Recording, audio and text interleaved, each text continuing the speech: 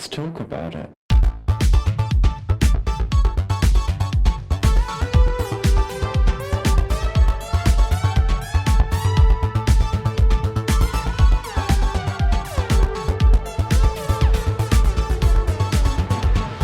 Hello and welcome back to Thicc Radio, the award-winning podcast where we talk about gaining, feedism, and everything in their orbit. I'm James. And I'm Tim, so let's get into it. Today we are continuing our series of dinner table talks. We have a few guests with us, and I'm going to let them introduce themselves one by one. Hello. Oh my gosh, this is so exciting. My name is Seb. I have this is my first time on the podcast, actually. Really excited to kind of sit down and talk to y'all. Hi, Kyle. Also my first time on the podcast, so I think it's a table of newbies, so this should be a lot of fun. Hey, Feedeeconqueso here. First time on the pod. Really interested to see everyone's take on everything and have a nice chat. Hi, Benny here, first timer as well. I'm excited to be here. Fabulous. Well, listen, everyone, welcome to the pod. We're excited to have you all on for our roundtable discussion today on the gainer-furry intersection. When we were first sort of putting briefs together, right, like this is one of those ones that came up way back when, where it's like, oh yeah, there's a lot of facts who are into the furry thing. We should talk about that. And at some stage, we were like, great, we'll find a guest. We'll do that. And then when we finally came around to planning for this episode, it dawned on us there is a lot of people who are actually very passionate about this topic. And we put it out there, people responded, and you're the ones. So we're going to get into it today. So with that being said, first things first, how did each of y'all discover gaining, furry, and at what point did it meet in the middle? It was definitely a long time ago for both. I was probably elementary school, middle school age or whatever. Honestly, I probably discovered both of them around the same time, and most likely gaining through, I mean, we all have those like cartoon touchstones that are like, no, wait a second, that's doing something to me. So, there were all those things, Doug, Angry Beavers, Cat Dog, etc., etc. And I guess now that I am saying it out loud, that might also be where the furry component comes from as well, just because a lot of those shows had cartoon or animal protagonists, and just about all of them had that one episode where they get really fat for whatever reason. So yeah, probably a little bit of Gaia Online, which was this big forum that we don't really have in the way that we communicate now. Yeah, that's probably how I got into both, but definitely before I should have for both of them. Funnily enough, for me, whenever I trace kind of the roots back of everything, I find that I am not necessarily somebody that can trace it to a cartoon or something of that effect. I have the unfortunate effect of like having a internet connection in my bedroom and therefore could zoom right into the exact things. So when it comes to the gainer of it all, I don't even know if most people remember this. There was a time in which the site bellybuilders.com was not a forum. It was an respectfully ugly purple and orange mess. As Seb said, when I start tracing it, the intersection of furry and gainer and everything else really all kind of happened in what feels like the same summer of having that sort of internet connection. I do know that I became first aware of like the furry community through a early 2000s webcomic that, for the life of me, cannot remember the name of. I just know that, like, plot-wise, it was about a human ending up in a parallel world full of like anthropomorphic animals, and he ended up a werewolf. I tried Googling this. Do you know how many webcomics pop up when you type in furry and werewolf? So many, it's impossible. So, but yeah. And then kind of from the interesting thing for me, at least, is that I sort of entered furrydom through muscle fur artists, not fat fur artists. But from the gaining side, I entered very much through like Warren Davis. So in both ways, art was kind of my entry vector, but it's very funny that from the one side came the gainer and from the other side came sort of the muscle side. For me, it was YouTube. I found out about gaining through YouTube.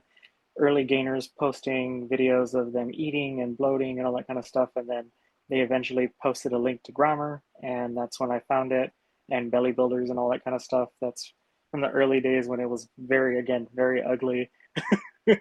Not what it is now. As for the furry thing, I've had growing up from like, I want to say high school, I always had friends that were associated with furries, or bronies is another subcategory too of that stuff. And it was like, okay, cool, you do you, whatever, as long as you're not doing drugs or hurting anybody.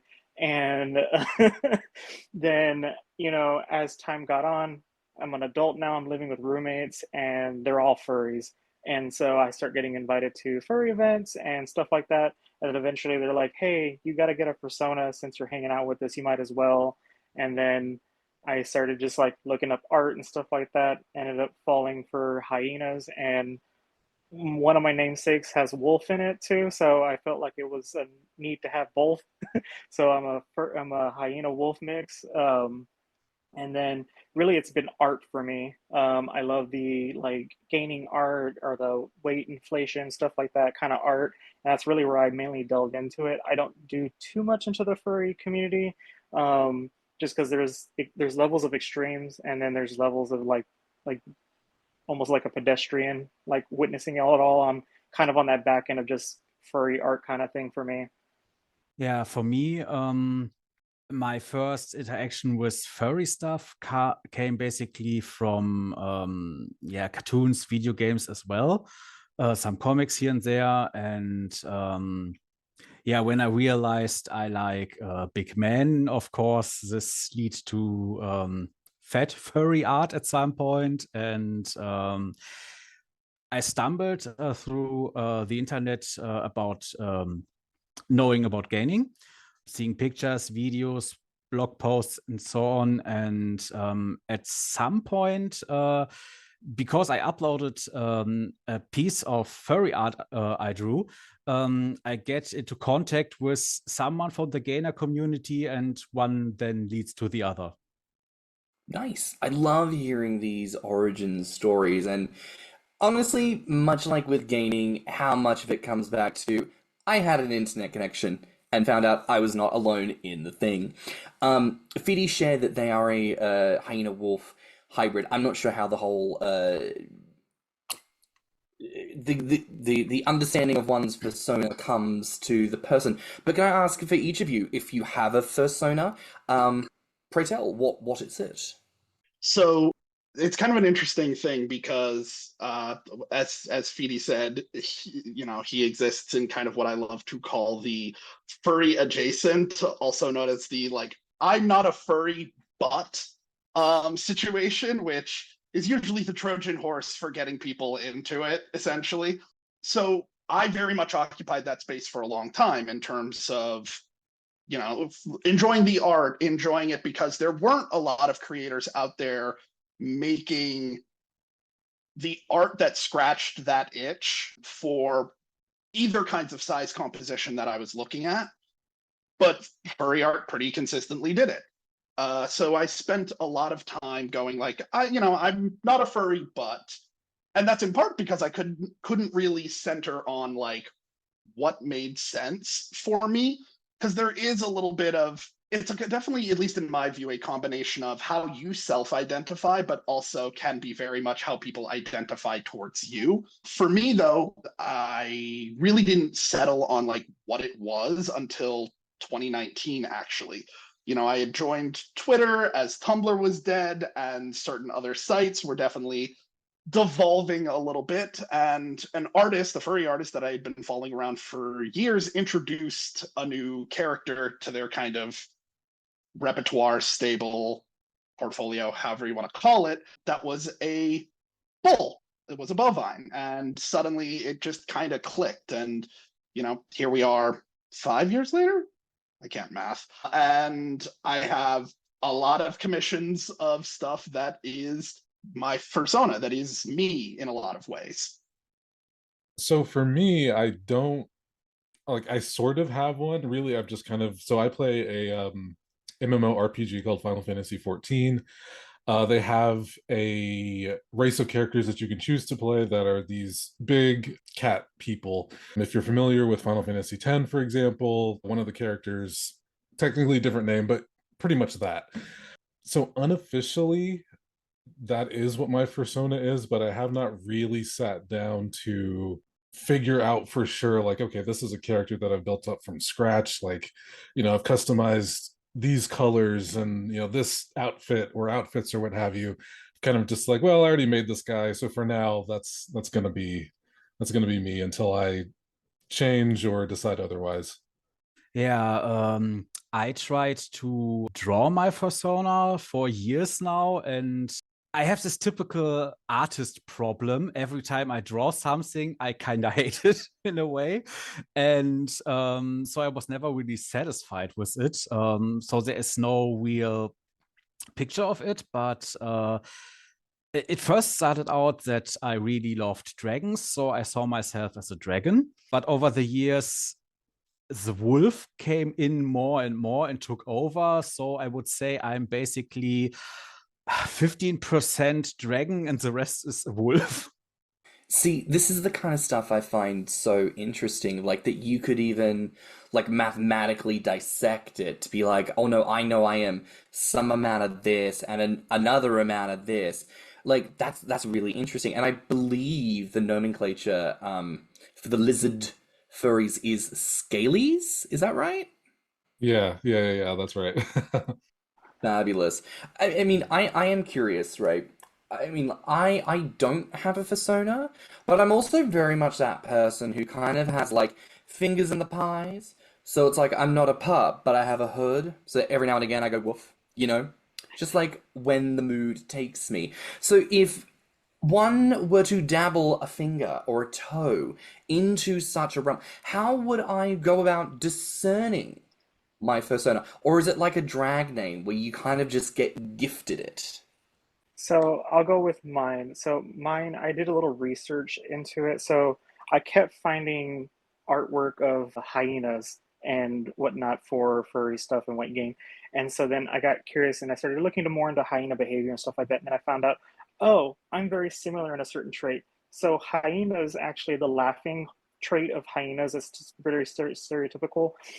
They laugh when they're both distressed, when they're excited, when they're happy, and when they're in pain. And I do all of that. So I was like, oh, okay, this is very similar to me. So I felt kind of like a connection with it. And then my middle name is Wolfgang. And so I felt like it was like one of those things. So it was like, well, it's kind of me already. I'm born with it. So I kind of had to interpret like a wolf in some way, shape, or form. So that's what made me decide to like, you know what, fuck it, I'll do both. Because it is literally me personified kind of thing. That's how I came up to choosing what my persona was. You find that for the rest of you that's also similar, like you looked into the like personality traits of the particular animals that you identify with, and like that's how you chose?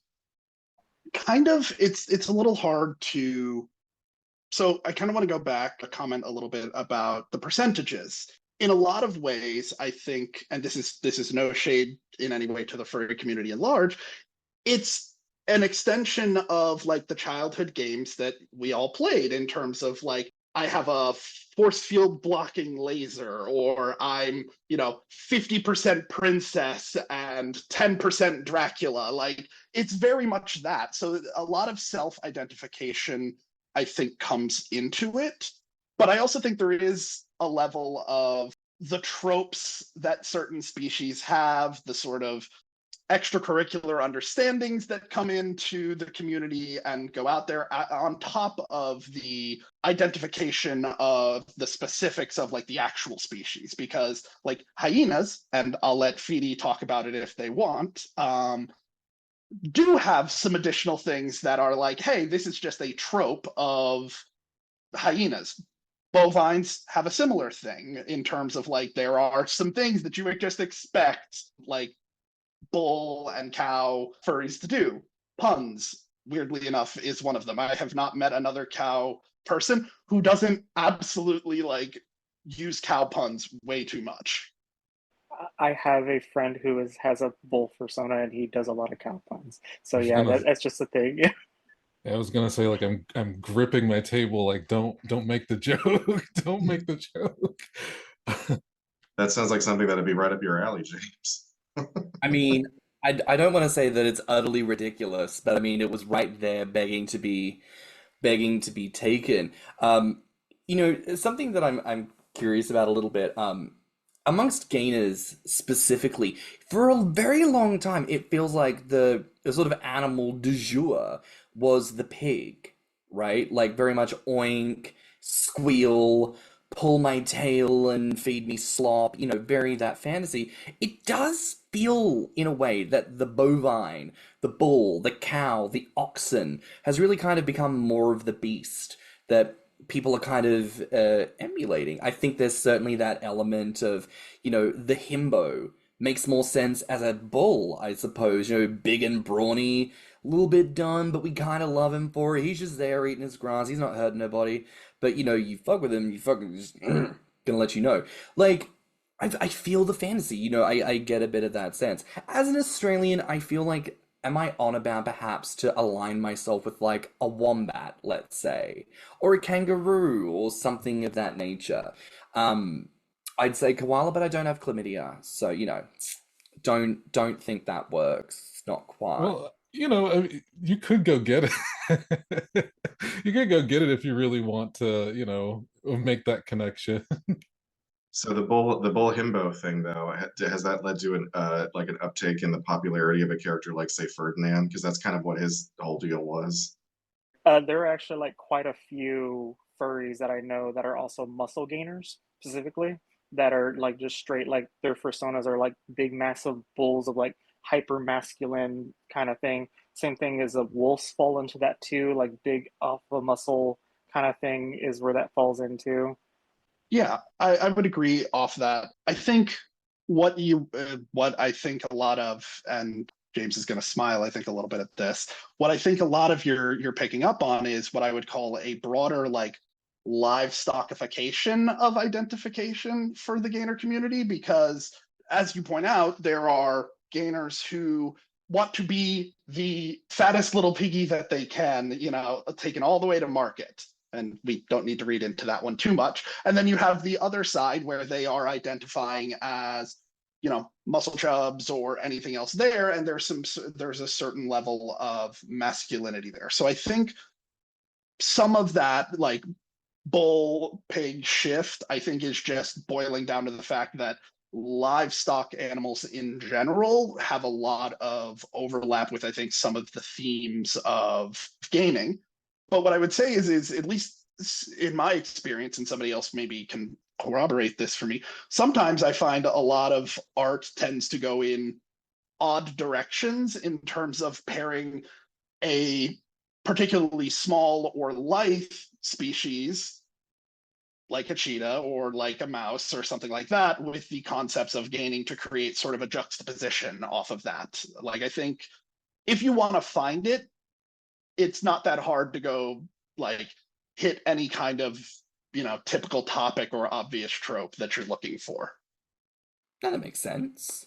I mean, I'm curious for a little bit here, Tim. I mean, I know you and I have talked about this personally. You're not a furry yourself, but you are a pup, and I'd be interested maybe to hear from you first on the pup side of things, like maybe a bit of that difference between pup and furry, and then maybe if all of y'all would be keen to share your perspectives on what the difference is there with those kinds of labels, identities, and communities.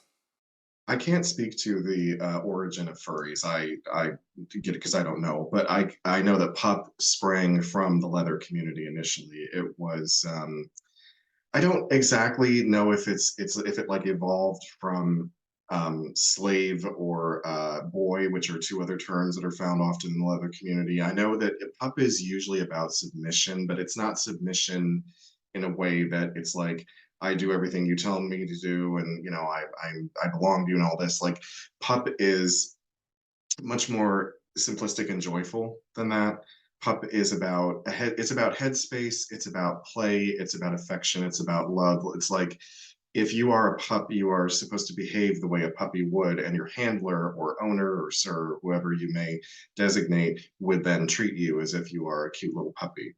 And you know, you don't actually have to have any gear to be a pup. You don't have to get the hood and the harnesses and the lycra or the rubber or leather, whatever it is. You can do puppy without any gear whatsoever. The only kind of exposure that I've had to the furry community is at leather events, because we do get some furries there. I have not seen anyone in a full like plush fur suit, but I have seen furries in like either latex or leather versions of that kind of thing. Like, and sometimes they're very colorful. Sometimes they're just straight up like black and green or black and blue or whatever color they choose. I have seen a few of them walk around with those outfits and a full-on like fur head. But that's about the extent of it. Like Tim said, I think pups, there's a really specific direction where everything goes. Like you are a puppy and behave in that way, or you're like the owner and stuff like that. I don't know too much about the puppy community, so I will not go too deep into that.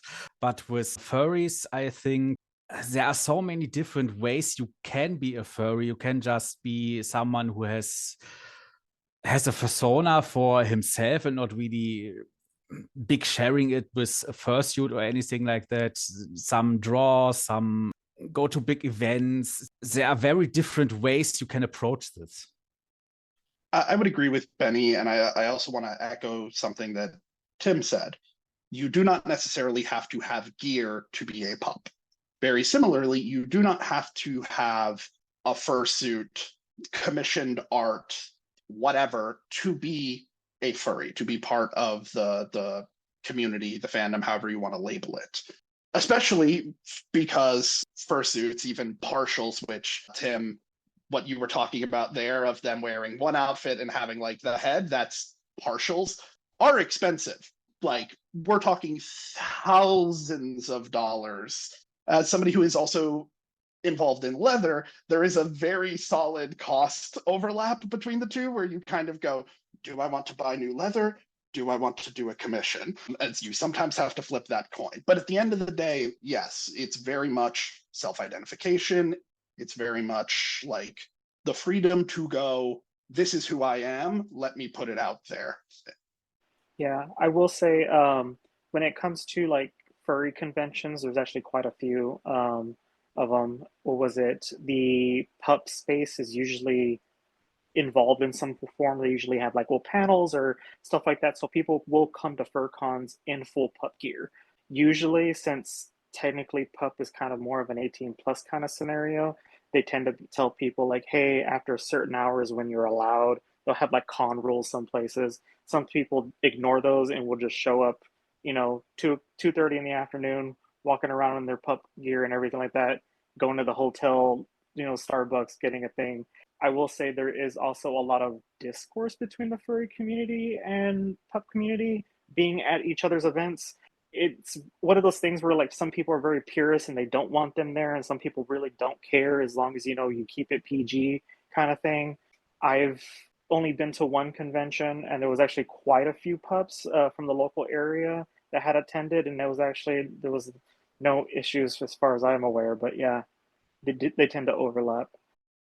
So I was just thinking about it. I think, we started this conversation talking about the intersection between the furry fandom and gaming when it comes to art. But realistically, I think you can really say that in a lot of cases, you will find that furry intersects with whatever the other person's kinks and fetishes are. I have seen plenty of non-canine furries get art of their persona in a pup hood, in the puppy paws. Like, it is totally a thing. I think you see that interaction, and I think a lot of that comes from the fact that, and this is where I do think there is a lot of overlap with pup, is the persona is me. I am the persona. Now, there will be people who, as I said, have a lot of different characters, and sometimes each of those characters is them, sometimes it's not. But at least from my experience, anybody who has a main one, there is a lot of that self-identification pulled together, and a lot of those other kinks, fetishes, things you enjoy will root through that kind of main fursona appearance. It's actually interesting you say that, because I never really, it makes sense, it makes total sense, but I never really thought about the whole furry intersecting with whatever the other person's fetish is, because I think even recently, maybe a couple of days ago, I saw a full, I guess technically fursuit, but it was of a dog, but like a balloon dog. So it was like the leather or the rubber, the furry, the full fursuit kind of like all crossed together. It was really, really cool, extremely well done. I wish I knew who it was so I could give him a shout out, but it was pretty incredible, and definitely something I never really, really thought of, because all things considered, I know I said I was first made aware of it way back when. It's been maybe less than a year since I fully was like, yeah, I guess, yeah, sure, I'm a furry. In fact, I think on my profile on Twitter, I still have probably a furry in the bio, and at this point, it's like, I don't think anyone's buying that probably anymore. It's funny you mentioned about the balloon thing. There's actually a very famous fursuiter. What was it? That is a complete balloon suit. The suit is entire latex balloon, but they are actually an orca, and they're the only one that I know that is an actual like sea creature or mammal type thing. And they're actually a very famous fursuiter. And yeah, it's like legit looks like a pull toy, like inflatable thing, but they are an actual orca. It's actually kind of cool. That is pretty cool. Like, I mean, it's interesting that like layer of diversity. I mean, I think the closest I could relate this to, and apologies if this sounds inappropriate at all, um, a little bit like making a D&D character, right? Like you've almost got elements of I'm a little bit of this, a little bit of that. I have these character traits, and I've had the opportunity to play what I think would be a stereotype for me, a bard, Nadoy. But then I've also enjoyed the idea of being like, well, hang on, what if I did something like, a ranger or a rogue or something? And it's like, well, what would I be like if I was that character class? What personality traits come through? What is emphasized, and what maybe takes a backseat in that instance. So I think there's a lot of intrigue in, what maybe it allows you to express as a person. And I want to throw this out there to everyone here, like, as best as you can articulate for yourselves, how does gaining and furry, those identities, influence your personal journey when it comes to your growth, when it comes to your engagement in these communities? And what is that reception like from respective spaces? So, like I said, I can trace a lot of my stuff back to kind of all intersecting at the same time at way too young. So, I do not have that early, like, oh, that's why I'm into it. It's like, no, straight up, there it is, laid out in black and white. But what I would say for me is, especially when I consider, interestingly enough, my sort of entry into having a fursona, being more active in the fandom, came along the same time as I was shifting my goals when it came to my size, my composition, things like that. The fursona became a real interesting way for me to flex my desires and impossible scenarios, to allow me to kind of indulge in like more extreme or unrealistic aspects of being enormous, because you just aren't going to be able to have a before and after in the same way that you can from something that you commission or throw out there. The thing that's interesting to me, and I don't know if this is quite the answer to your question, but one of the things that I kind of have discovered, that the bigger I go, the more that I do sort of my shift from being just gainer focused to focusing on recomposition and things like that, is that the line between like fat gainers and muscle growth, both within the regular community and within the furry community, kind of evaporates as you go to like larger sizes. It becomes way less divided and way more of a size kink, because at a certain level, it doesn't really matter if the person is nearly immobilized from fat, nearly immobilized because they are so muscular. As you hit certain levels of like size or interest, that dividing line kind of just goes away, and it's really just a size kink at some point instead of just, one or the other. And then it kind of builds on itself from there, and then that's how you end up with like macrophilia and like I guess you could say the more extreme ends of the size thing with like inflation and all that stuff as well. And I guess that's kind of what the nice thing about the furry community is. I guess it depends on how you interact with it. For me specifically, from an art perspective, it's like I use myself as like a base for a lot of the art that I do. Like I'll make a pose and I'll kind of configure it a little bit. But usually, 9 out of 10 times, I am adding additional like size and bulk and heft and all that stuff. And it's kind of like what Kyle was saying. I mean, I know that I'm not going to get to that size, but by drawing it, I kind of get to, by drawing it specifically like my persona, I get to kind of experience it, quote unquote. Even though it's obviously not firsthand, I get to see like, hey, what does the avatar that I present myself as online, what would it look like if he was immobile or, the size of the Empire State Building or something like that. And then, if you don't like it, you can just either not draw it again, not get it commissioned again, or try something else. So it's really, really flexible in that sense. But using your own persona just has that added little like, okay, this is me, that element. Yeah, I'm mostly into the drawing side of furry stuff. And yeah, as mentioned before, there's a lot of things you can do in drawings that would impossible or hard to achieve in real life, body goals, whatever. And yeah, it's a thing to kind of vent ideas out and live kind of fantasies you can't in real life. I myself am a lot into different transformation drawings where someone who is thin suddenly gets fat. And it's an idea every time I see it, I think, that would be nice if it would happen to me.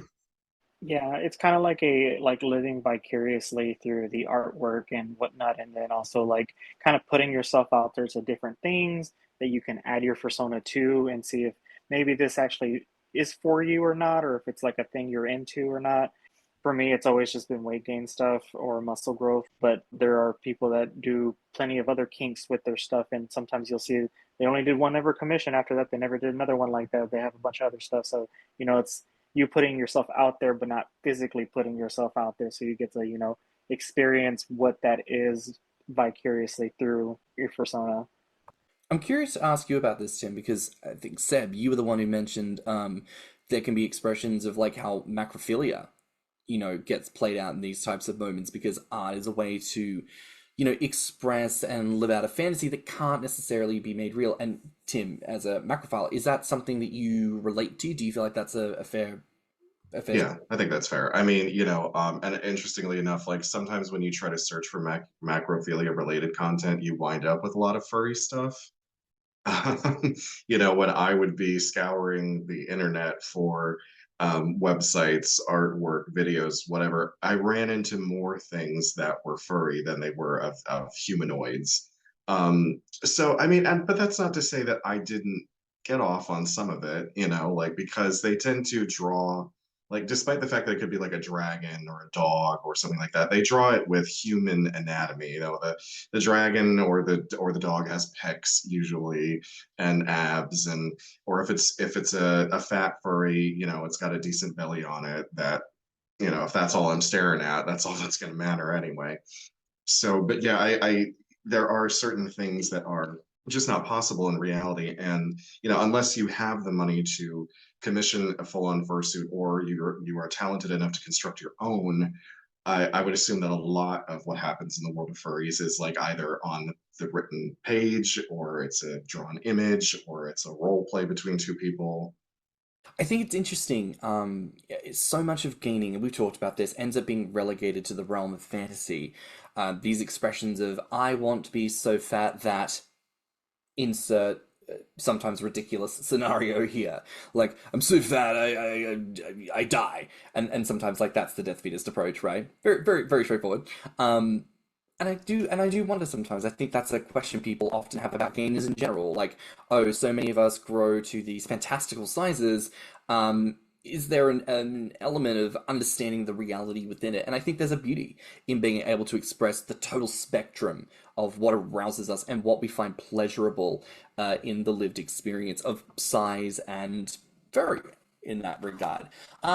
I am curious, just to pivot to a listener question we've got, for people who might be interested in, let's say, exploring or joining the furry community, what would you say is maybe a very safe and reasonable avenue for someone to enter the space? I would probably say I think Twitch might be a good place to start potentially. A lot of folks that stream, if they don't have their actual camera feed, a lot of them will have VTubers. So, like a little avatar on screen that kind of emotes when the person is talking and all that stuff.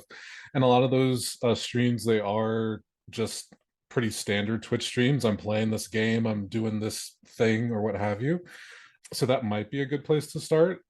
It kind of depends, I guess, on what avenue you're kind of looking to go into it, because a lot of those folks also have, they'll have their bios to their Instagram or their Twitter or what have you, and then that can kind of get you to, I guess, the furry community in a more text-based kind of forum-like way, or it can kind of just kind of get you into it, and then all of a sudden you're being recommended more folks, and all of a sudden you're part of a little community kind of before you know it. Yeah, I think in a lot of ways with most, I think in a way in which the furry community is like most other communities out there, it is very much a like what you put into it will come out of it, and not necessarily in you have to be a creator. It's very much the like your mileage will vary, because you could just start on Twitter, you could go to where furry art is posted on FurAffinity or on Tumblr, or any of these kind of spaces, and just start interacting, start having those pieces, and you will start to as Seb said, all hail the glorious algorithm. It will start to feed you stuff in terms of pulling that content back. Obviously, things like FurAffinity don't necessarily have algorithms, but everywhere else does. I like how you say that it would feed me the things that I want to see. I like that kind of visual language there, Carl. Very, very excellently done. Though I am curious, does anyone know, like, if you wanted to make a fursuit, does anyone know either how you would do that or where you would go to make that happen? I don't know how, and I don't know what everyone else's relationship is with like sewing or crafting or what have you. I do a little bit of that myself, primarily just like harnesses and stuff like that. So we're not talking fursuits, but truthfully, it's kind of one of those things where I have found resources through TikTok actually. Some folks I've seen will like live stream just their making process. And I'm assuming the only reason I got that on my For You page is because of, again, interacting with different folks in the community through TikTok, liking, commenting, all that kind of stuff. But I don't know specifically. I'd kind of love to learn how to make one, but it sounds so time intensive, so expensive. I barely have time to do what I need to do on a daily basis. I can't like start a project and make my own fursuit from scratch. That would be so cool though. From my experience, from a lot of friends getting fursuits, it's really been like word of mouth kind of thing, where you see someone's fursuit pictures and you ask them, "Hey, where'd you get your fursuit from?" "Oh, I got it from so and so," and then they hit up their social media page wherever they post their stuff at and inquire about an open commission if they have open commissions and whatnot, give them details, and it becomes that kind of whole sort of thing. So, and then they find other people, and it's kind of like a chain reaction of things when you find the people. And so a lot of people, they'll follow a bunch of different suit makers, and depending on their styles, they'll end up picking the one that they want that best match their persona that they want. There are some people that are just like, hey, I'm starting out this kind of thing, and they'll take up a commission to just try it out. And sometimes some people get into it and it becomes a thing where I can't afford the material, the process is too much, and that kind of thing. I've known a couple people who have started trying to do fursuits, and it got super complicated when it became, doing the molding for the head and everything like that and whatnot. It's a lot of skill work, and it's a lot of detail work too when it comes to the fursuits. They really are expensive, as said before, and I never really tried to find out how you can get one. I would like to experience wearing one, but I think I would probably die in that thing, getting it way too hot in there. I would wonder if you had the money that you could actually spend on one. There must be some company that commissions mascots. There has to be some company out there that will, if you contact them, you give them the sort of details of what you want, or maybe even an artist illustration of what you want. They might be able to accommodate that. And Benny, to your comment about dying of overheating. So when I was 16, I worked for Camp Jellystone, and that's the Yogi Bear like intellectual property, and like so that at the campground they would have the employees dress up as the bears, and I think I was every bear at one point. Like I was Yogi, and then at one time I was Cindy, and a couple of times I was Boo Boo. But they had these big ice packs that we could wrap around our bodies, so that definitely helped. Now it didn't do anything for our heads. My head would sweat like crazy, but at least my core was being kept cool.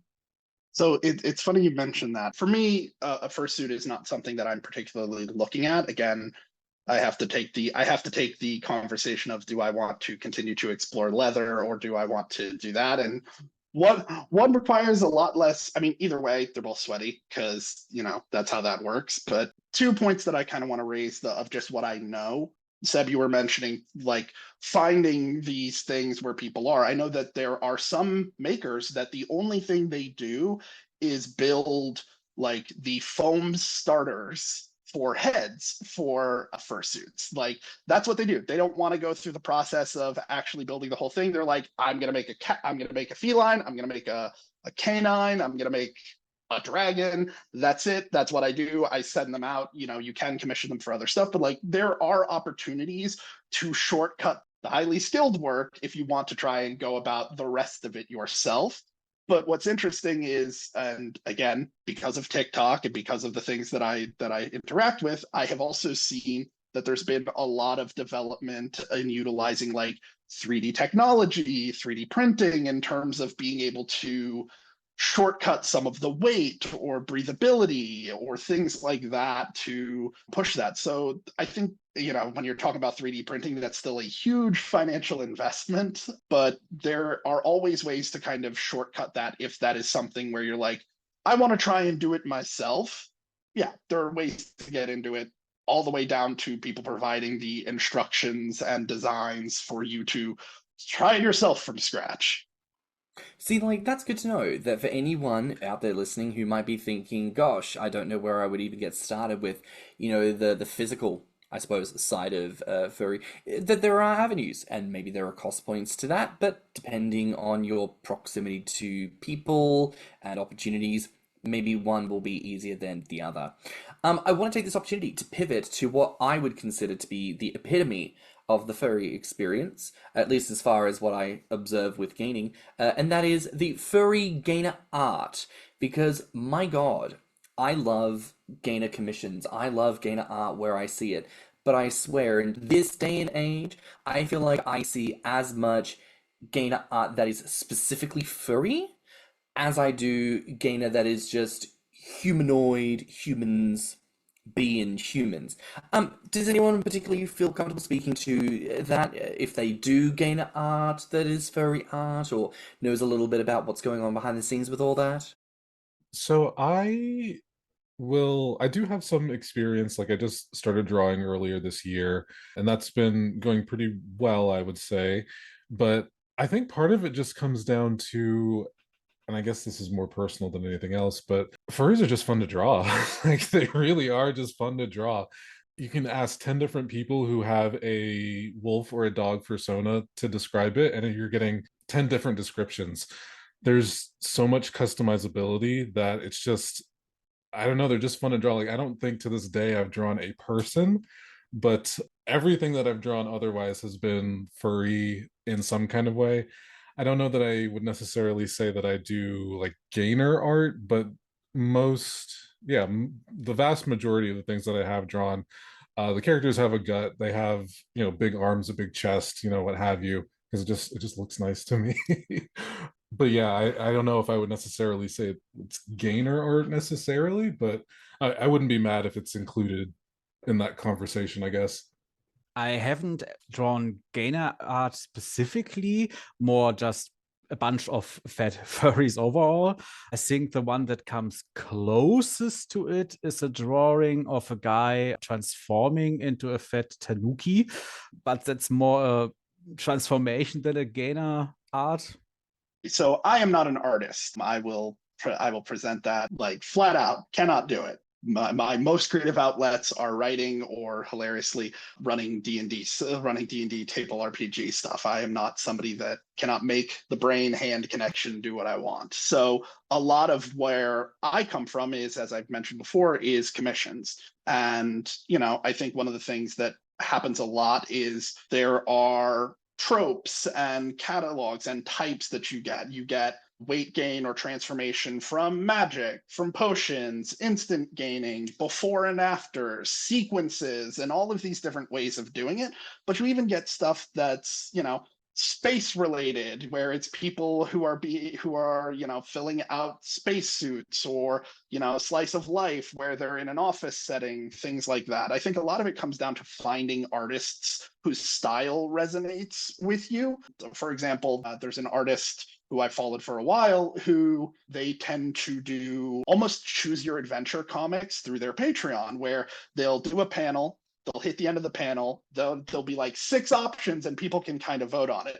More often than not, people vote on the weight gain scenario, but what really stuck out for a recent one that they finished was it leaned very heavily into like the fantasy RPG tabletop tropes, and it's very much something that I am a sucker for in terms of that kind of iconography. But one of my favorite things that I feel pops up in fat fur art and gainer art more than anywhere else is like small details in the art, where it's like the Sona, the furry, is filling up the couch all enormous and happy, and however you want to do it.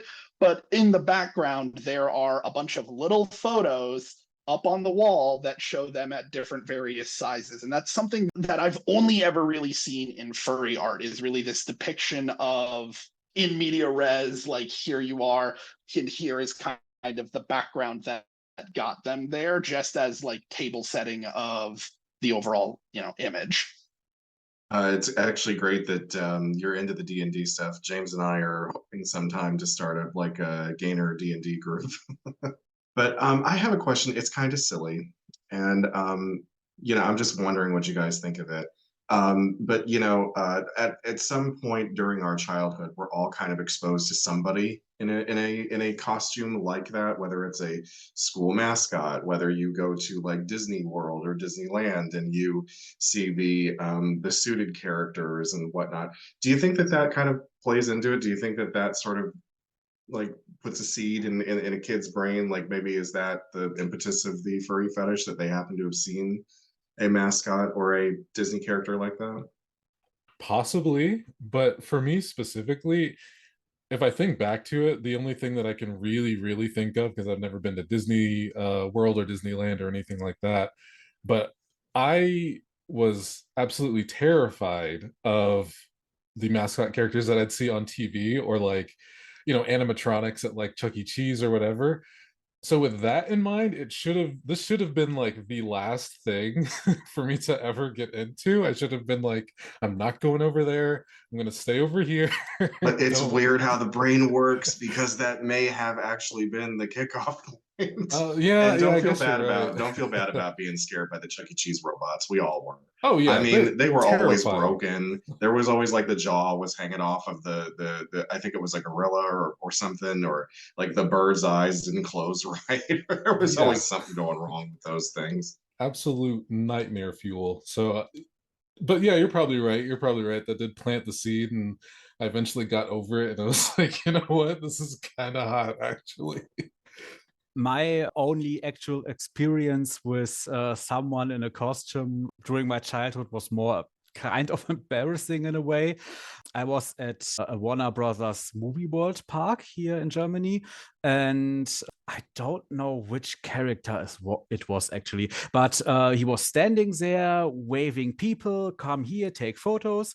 And I was about to go, and then a child from another family went first, and I was about to wait, but then he was waving again, and I was unsure, and then I went to it as well. So it ended up that my family has a picture with a random child on it, and the other family as well.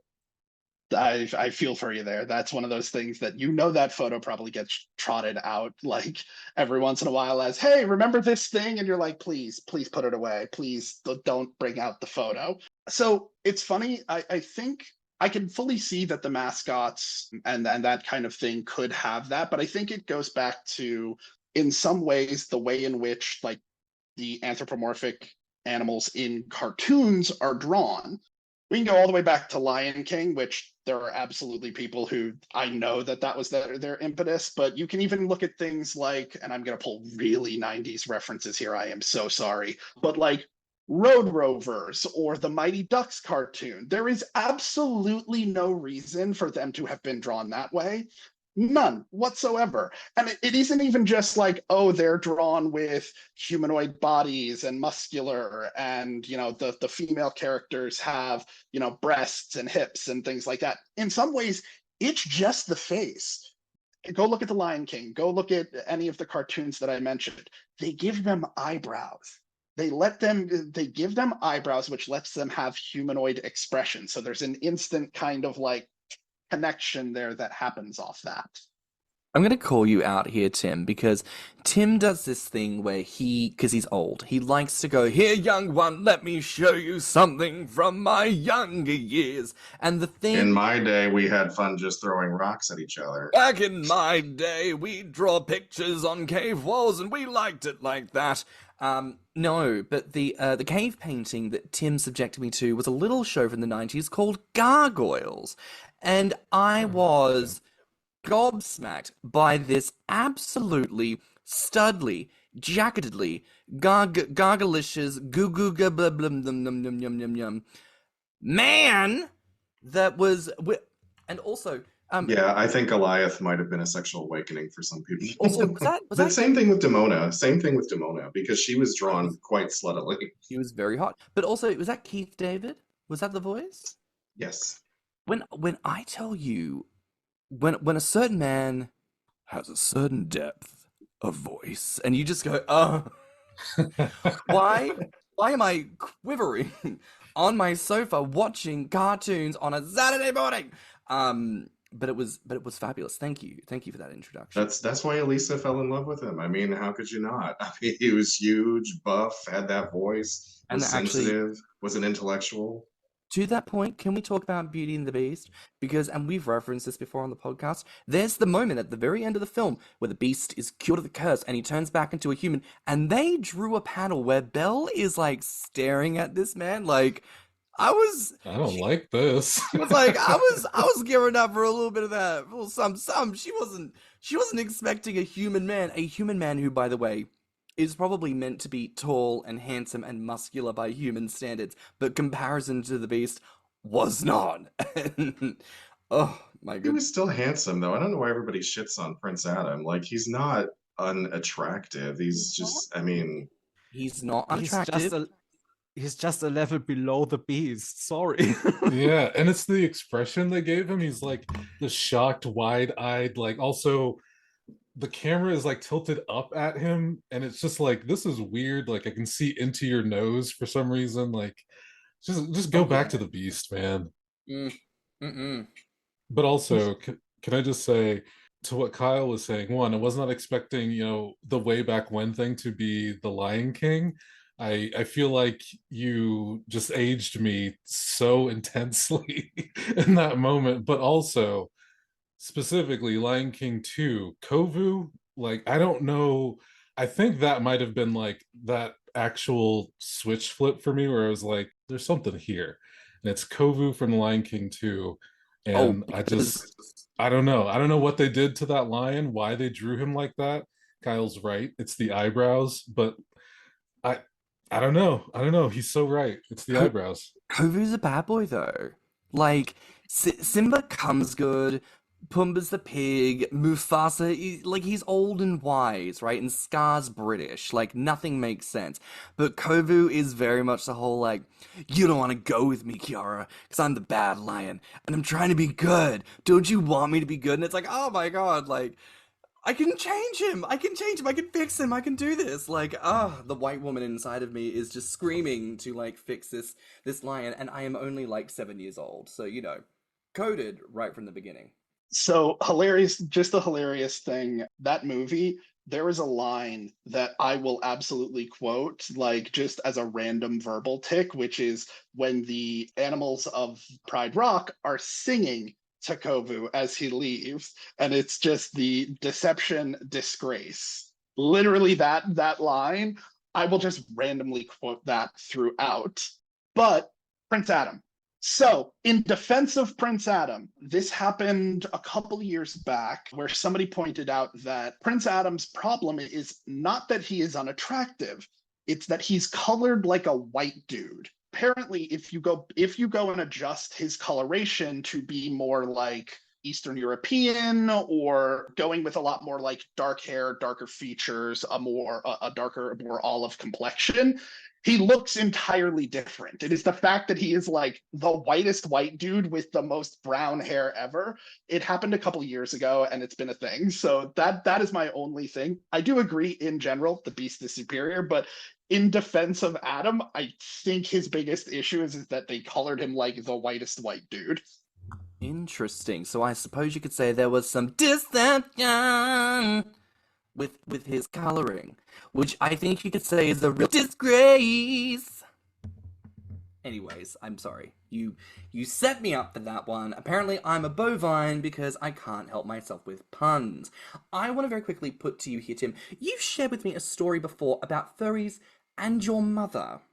Oh yeah, I've told this story before, so I don't know how many of you might know it already. But and for the people who are tuning into this for the first time, so my mom works in publishing, and she has to travel a lot. And she was staying in a hotel where the end of her business stay was butting up against a furry convention. And so she came home, and we were having dinner together one night. And she goes, "Have you ever heard of furries?"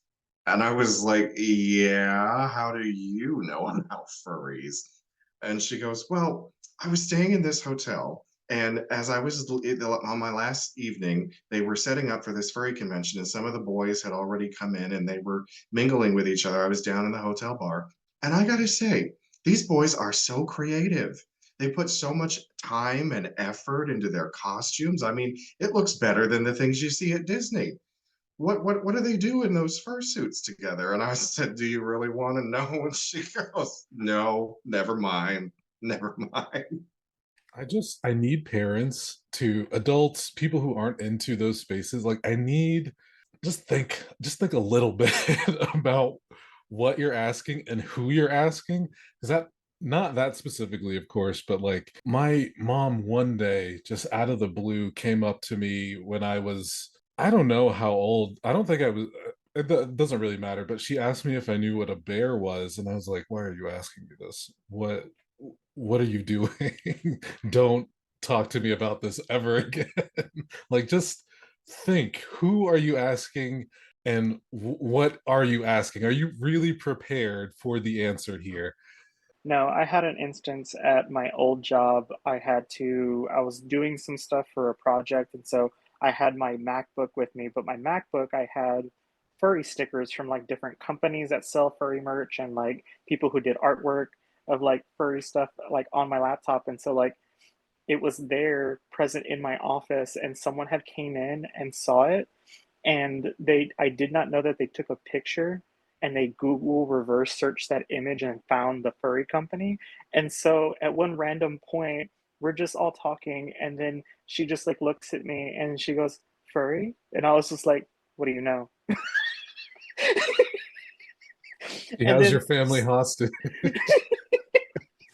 and sneakingly too, I put my profile picture for like my email and stuff like that as just a random like real life hyena, and people are like, "Oh, why do you have that?" Like or whatever. I was like, "Oh, it's my favorite animal or whatever." And so sneakingly, I put that I'm a furry out to the public. So there were coworkers that like saw it and they're like, "Oh, we know he's a furry." They were like, "Oh, and then I'm furry too," because then my old roommate works for the same company and like he's a panda persona, and so his profile picture for his work thing is a panda, and everyone just assumes that he likes pandas, and it's like a secret lingo type thing, kind of thing among other furries, like in businesses and whatnot. Because believe it or not, a lot of furries all work in IT or in the military. There are a lot of them out there. And there's like an ongoing joke. There's a picture out there of like a plane full of furries, and like they took a picture and all that, and everyone was just like, please protect all these people, because if this plane crashes, the entire US internet web structure would just decline to like go out because they all work in IT. So I'm sorry, did you say that the secret like code word is like pandas? No, like his profile picture was a panda, so then like people knew like, oh, like he's a furry because he's using an animal as his profile picture at work. And Gotcha, so like that's how gotcha. people would catch on to like people Because being furries. I would say, because I've known a lot of people in IT over the years. I've done several office jobs. I never knew where the whole "do you like pandas" thing came from. Is that what this is? Is like, was that something that I didn't realize? It Because I could thought it was some be. kind of weird inside joke that they had. Like, do you like pandas? I'm like, yeah. So I, like this whole time, was that some kind of code? It could be. It might have been like, one of them was a furry, and then they started finding out. It might have started off as that one question, do you like pandas? And it kind of led to that. So it was probably like an inside joke leading into the furry type situation. See, I don't know about liking pandas, but I'm very much from that like Tumblr generation of like, do you like mudkips? And so like that's my only like reference point is like Pokemon within all of that. So there is a point here that I want to talk about, and I think we can bring it back to gaming in a sec, but there is something here that I think is going to be important to talk about because I feel by my observation that furry is often lauded as the kind of kink on the out, right? Like, which surprises me because I almost feel like more people would be reductionist to make it about like scat or water sports, but they don't. I often feel like furry is the one that people point to and say, oh no, they're the weirdos. And it's usually furry in the place of like, oh, this is why we shouldn't have kink at pride. This is why we need this type of idea or something because furries. And that to me is what I see people often being like, gross. And obviously that's wrong. This is not part of the debate or question. But I want to put this to y'all. One, is this something that y'all are seeing? And like, two, how do y'all navigate that? Because that's got to be tricky. Can I answer first? Because I just at this most recent Pride, I had like I saw this. So I just went to the most recent Pride in Cleveland back in June, and there were several furries there. I was actually quite surprised at their presence. Like I think I'd seen maybe one or possibly two in years prior, but this year it felt like there was at least 10 of them. And well, I guess the ironic thing, or maybe this isn't really irony, but I was talking to a group of my friends from the leather community, and we were just sort of casually observing the crowd. And I was like, oh my gosh, there's some furries here. I didn't think that I would see any furries here, at least not in that quantity. And a leather man says to me, yeah, well, this is probably why we shouldn't allow kink at Pride. Just what you were saying, James. And I was like, but wait a minute, you are a leather man. You are already part of a kink. You have been on a float with other leather men and pups and all this other crap, rolling down Lakeside Avenue. How are you going to tell me that you're fine, that everything that you're into is just okay and dandy, but just because these kids, and I didn't know who they were underneath their hoods or their heads, so I don't know what ages they were, but I kind of tend to call them kids. I was like, you're telling me that these kids are somehow that's an affront to you, that bothers you. But what I was really glad to see is I didn't see them get heckled at all at the time that I was there, and they were walking around very just open, fearless. I don't know how they didn't die in the June heat because it was an extremely hot day. But I guess if you're skinnier, maybe you don't sweat as much. But yeah, it's crazy to me when that conversation comes up and people say things like, "Oh, we shouldn't allow kink at Pride." Yes, we absolutely should, because that is a part of our community, whether you agree with it or not, whether you like it or not. And if you're really that concerned about children potentially being exposed to things that you don't think they should see, here's a tip: don't bring children.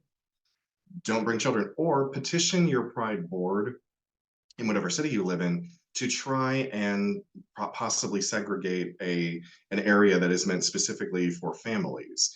Try to find some things that are like for queer families to do, or hell, if you really have to, fundraise and hold two separate prides, hold a family friendly one and an adult one. So I personally identify as queer, and part of that is because of the overall intersection that it means to identify as queer, that you are taking the political, the sexual, the gender identity, the anti-race, like the whole punk spectrum of things that go into that. And I think a lot of the like no kink at Pride discourse, and I think there's a conversation about age and how much people are actually going out into the world and experiencing their prides or local communities versus just online discourse. But I think a lot of the like no kink at Pride comes down to a assimilationist point of view that if you are one of the good ones, that they won't decide to bash you. They'll go after the ones that you're saying are the deviant and the outside and the things like that. Personally, it's bullshit. People need to get over that, especially because as much as you made a joke to your mom about like, you know, what do furries do in those suits? Do some furries absolutely have mersuits where they go and have orgies and fuck sessions and whatever? Sure. But at the end of the day, if I'm spending 10 to 45 grand on a suit, guess what? I'm not getting lube on the goddamn suit. So a lot of furries, a lot of suitors are family friendly in a lot of ways. They're, you know, big, silent, fuzzy animals that are just there to have a good time. So yeah, I think for me in general, the idea of like kink at Pride is very much an assimilation like normativity thing that I see a lot of gay men go through. And it's one of the things that like I think can differentiate a queer perspective versus a gay perspective, especially when we start thinking about the intersections of identity for kink, for gaining, for furry, and everything else. Sometimes I feel like this is a conversation about gaining that rarely gets had, but probably more people need to have.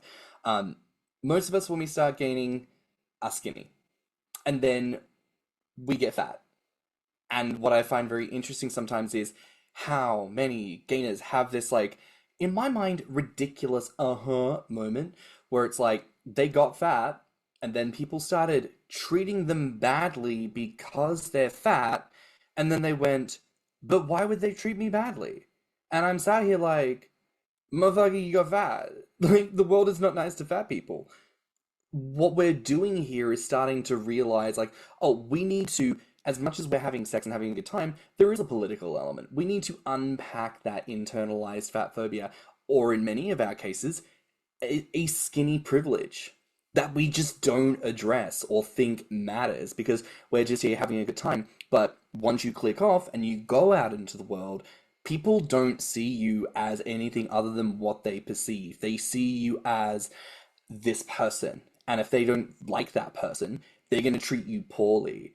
And I think that's a really important point that, like, yeah, we're here, we're having a good time, but there is more beyond just the whole, this make my dick feel good, this make me feel happy. It's whole political narrative that more of us need to be willing to unpack. Here in Germany, all the Pride events I was so far, I haven't seen many furries there, at least not that I could identify them as furries. Yeah, and when it comes to the whole fat business, yeah, it's like you said, when you step out, people can sometimes be assholes. No, I have to say, hanging out with more furries, and since I became one, because I joined the community back in 2020, so I'm fairly new to the community. But a lot of them I've noticed as just as furries have been going on recently, there's more exposure to it. A lot of them have started on TikTok as their personas, doing different stuff and whatnot with their friends and whatnot. And I've noticed that it's also with the younger generation too. Like there's now like 16, 17-year-olds where their parents are buying them fursuits and they're going out with their friends, and they're more exposed to this thing where they just don't care anymore, and that's why they're showing up at Pride. They're showing up at bars, with the partial, just the head or whatever, the head kind of thing. And, it's becoming a thing where there are some people that don't understand it and think it's freaking weird. And that's why they're going to be like, oh, the weirdos are here. We don't want that here. But yet you're wearing a pup hood, acting like a puppy at a bar, So I think it's just becoming a thing that there's so much online exposure to this stuff that I wouldn't say becoming numb to it, but just keeping in their lane and letting people be themselves and be like, you know what, that's what they want to express as. They're not hurting anybody. They're, yapping or barking over there. It is what it is. And that's how I'm seeing it more as, because I went to the Pride here in Austin, and yeah, there was my friends. They were all wearing partial hoods. A couple of them went in for full suit. One of them had to stop because he was almost getting a heat stroke, but because it's Texas. But there is like a lot more exposure to it. And I think it's just they're just becoming to where like I just don't care. Granted, you spent $2K, $4K on a suit. I'm gonna wear it wherever the heck I can. Get my mileage on it because I spent a crap ton of money on this. I'm not gonna only wear it at home, or at a con. If any event I can do, I'm gonna use it. For me, almost all of my experience with the community has been online. So I don't have any real experiences with like furries at Pride or really in general, because I guess I'm really bad at remembering dates because I never know when Pride is happening until it's already happened and people start posting photos. But so yeah, I haven't noticed anything like that, but that's just because I haven't been there. But it seems to me like I kind of agree with what Feede said. It's like it doesn't seem like it's going out of style to me, like one of those kinks that's on its way out. It just kind of seems like more people are aware of it and are willing to, yeah, I guess openly kind of participate in it when they can, if they have the ability to. I mean, for someone who just, let's say, just buys art, that might just be, whatever the little like name tag or whatever, their little lanyard, it might just be a little picture of their persona on that. But, otherwise they're just kind of out and about at whatever the event is. So it's probably more than just the people in full suits that are participating. It's just they're participating in different and in some cases less obvious ways. I think that's really like I think of ABDL when I hear that sense of like there's more a sense of things being normalized. I think that's a beautiful thing. So many people look at aspects of ABDL and associated age play and they hear that or they visualize that and they go, oh, there's something very inappropriate going on here. But in reality, that's consenting parties working out whatever they need to work out in the way that is for them to do the thing. Like, you do not have to have some sense of ownership of a concept in order for that thing to be approved. Like, it boils down to this very weird idea that I have to give my permission for this thing to be okay before it's allowed to be okay for other people, as if people own the monopoly on the lived human experience.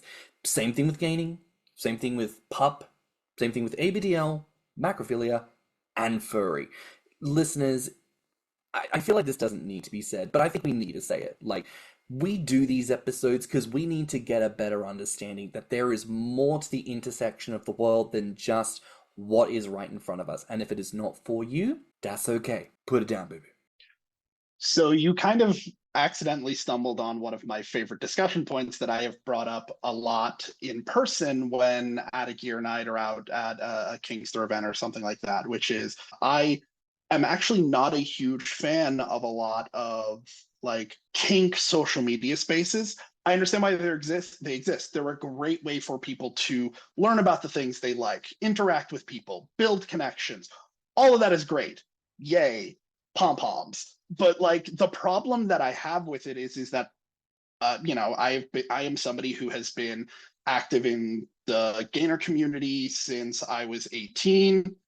Yes, actually 18, where I know all of us do that, but truly active 18, as I said, I really went from passively consuming to actively talking and contributing in furry, in 2019. And then, leather in a similar fashion. And what I have found is that social media has a habit of flattening kinks, flattening communities, because I think there's an argument to be made about how much is furry a kink versus is furry a community or lifestyle. Same thing with gaining and so on and so forth. But there is this flattening effect that occurs where there's this idea that the most popular people out there, or the leading gestalt of the conversation is the right way that you should be doing anything. It's like if you're a leatherman, you need to be in full bluff gear and pulling the full Tom of Finland fantasy while not acknowledging where any of that came from. Don't look too closely at it. If you're a pup, you need to have the paws and this and that and the other, and you need to only do these things. If you're a gainer, the idea that like the appropriate gainer is somebody who, and I don't know where this came from, this idea that like 300 pounds isn't big enough and you need to be drinking like gainer puddings and boost and all of these things, and it's like, doesn't your body crave a vegetable? But that is a thing that only happens in online social media spaces of kink. The moment you step out and go to your local Eagle, go to your local gay bar, go to Pride, go to any of these sort of meetup spaces, go to a furry convention, you are going to see the diversity of expression. Last time I went out to the local monthly gear night, there was a guy full leather, but he had leather cowboy hat. He had his cut-off sleeve vest that had been hand painted to look like plaid work, and leather pants, leather cowboy boots, and he was evoking a very specific image. But guess what? That's not an image that you're going to generally see online very often. But he isn't any less of a leatherman than the person in the full, the full drag of it all. So that's, like I said, you stumbled onto the thing that I could probably go on forever about, which is how like the online space will condense any kink or community into a tiny little acceptability box. And yeah, get out there, go touch grass. And I don't mean that negatively. I mean, honestly, I feel like that right now, y'all, I'm gonna say, normally I'd love to hear everyone's perspective on this, but like that right there is its own conversation. That's gonna be its own episode. So I think we're gonna have to do that, because that is oh my God. Not me screaming about gainer pudding and about all of the other gainer tropes that we constantly talk about on this podcast. Like, you don't have to be the biggest and constantly growing and the most quote unquote dedicated by like abusing your body with nothing but dairy and oil all the time. Like, by Christ, there are so many other ways to do this that don't involve you feeling negative. And whether that's from your diet or from your own self-perceptions. Oh, everyone around me looks a certain way and I have to make this happen or otherwise I will not be accepted. What a miserable way to live your existence. We are all here as kinksters, as sexual provocateurs, as components and participants in something very, very beautiful and ironically expansive when it comes to gaming. So let's not give each other shit for it. Let's hold hands and kumbaya just a little bit. Just a little bit of that good. And that really, I think it needs to be the last question that we ask, is for each of y'all reflecting on, I think, a very big conversation tonight. We're talking about furry, and we're talking about self-acceptance and understanding of the self and presentation and fantasy and all of these moments, and we're talking about it from the intersection of gaining. And I want to ask for each of y'all, how has the combination of the two informed your gaining journey? Like, what is the biggest takeaway and transformative shift you've experienced through the intersection of the two? For me, I think I don't know, maybe it would have happened anyway, but as I mentioned early on, the first interaction I had with another gainer was because of a piece of art I uploaded. Started talking to him and asked him, hey, I know you're a gainer. what is all this about? Why do you do this and so on? And that's why I even started with it. Maybe I would have never done it otherwise. I think my biggest takeaway from it is I stopped caring so much as to like meeting a threshold or like meeting a certain criteria of things, because it's got me to a point where I'm like, everyone's a weird animal now. It is what it is, and it's one of those things like, and everyone's fat or muscular or big in their own kind of way. And it's got me to a point where like I stopped caring what the perception was, and I started getting into the, more self accepting and more self loving into it, where I, like how my body grows. I like how my muscle growth is going, and it's got me into connecting more with different people that I normally would have never connected with. And finding out that, oh, they uploaded with Benni, like, they uploaded a weight gain art or something, and I'm like, hey, cool, I got a belly too. Or they'll post something related to that, and I'll share my belly with them, and they're like, oh, I didn't know you were into bellies, and like, or you're into gaining stuff. And then we start a conversation, and I got a new friend out of it. But I think my biggest takeaway from it was really just opening my eyes to seeing like, oh, I don't have to worry about perceptions of things. Everyone's doing their own thing, being their own weird animal creature kind of thing. And I've gotten to where like, you know what, this is my journey, this is myself, and I've just, accepted me for me.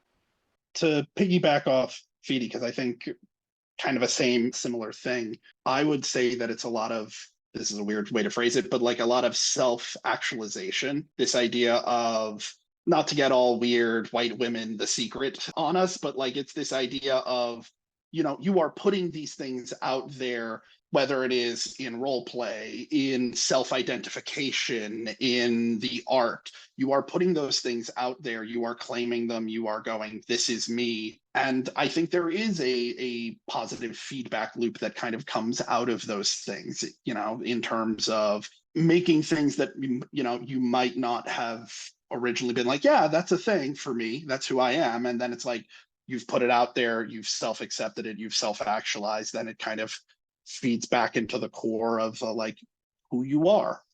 I'd have to agree with Feedy as well. It's definitely helped me come to terms with not caring so much about what the perception will be when I put X or Y thing out there, specifically with furry like art, and all that stuff. Because I turned my old like personal Twitter account into, this is the account that I post all of my art to. And, that account is not followed by a ton of people, but there are people that I know in real life, like my friends and all that stuff. Truthfully, I don't know how much this was like an unspoken fact. Like if everyone already knew, like, you're a furry, like I know it.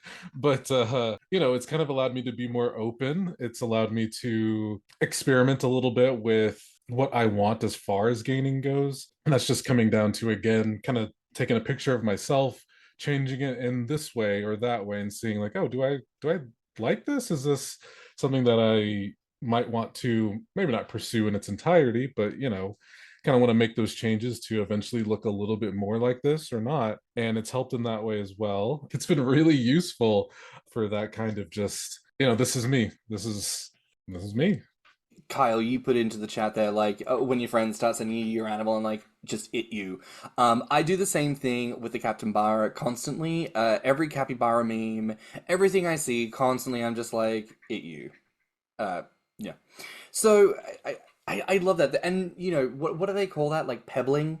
When, like, you send little memes or little things that, like, remind you of the person. Like, what a beautiful way of saying to someone, like, I love you, because this makes me think of you. I'm thinking about you.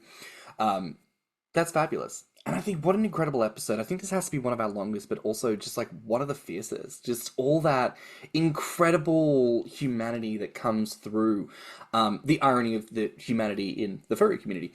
But also I think really reminds us about the normalization of all things, where it's not actually that big a deal. Like, if you just take a deep breath and you just look at it frankly and talk to a bitch who knows, like, it's fine. It's not going to hurt you. Calm down, Susan. But this has to be one of my favorites. This is such a great conversation. Thank you so much, everyone, for being a part of today. Now, where can we find each of you online? So you can find me on Instagram. That Instagram is majinbolt. That's MAJINBOLT. You can also find me on Twitter. That Twitter account, my furry art Twitter account is Nikumancer, NIKUMANCER. But that's the two places where my furry stuff is mostly. Yeah, Twitter is probably the best place to find me, where I'm having most conversations across the spectrum of things that I care about and post. So that is going to be growingbrovine, because again, bulls cannot resist a pun. So that is GROWINGBROVINE. You can find me on Instagram at Feedeeconqueso, and you can also find me on Twitter, my furry Twitter, which is Big Wolfine. That's WOLFIEEN. You can find me on Instagram and Grommr under lordwolfgains. And if anybody is interested in looking at my art, I'm currently rebuilding my profile on FurAffinity. It will be canvaslupus. Currently, there are not any artworks yet, but I think when the episode will be up, there should be something. Well, that's a wrap for now here on Thicc Radio. Please remember to like and subscribe, rate us 5 stars, leave us a good review. Now listen, if you liked this episode, the podcast, or just us in general, please share it with your friends and encourage them to tune in. You can find me on Instagram and BlueSky at stannnum. And you can find me on Instagram, Twitter, YouTube, and TikTok at ThiccMouse. You can also look us up on Instagram, YouTube, and TikTok at Thicc Radio, or at our website at podpage.com/thiccradio. If you want to submit a voice note or become a financial supporter of the show, you can find the links in the show notes, and you can always write to us at thiccradio@gmail.com. So until next time, bye, Fats. Bye, Fats. Bye, Fats. Let's talk about it.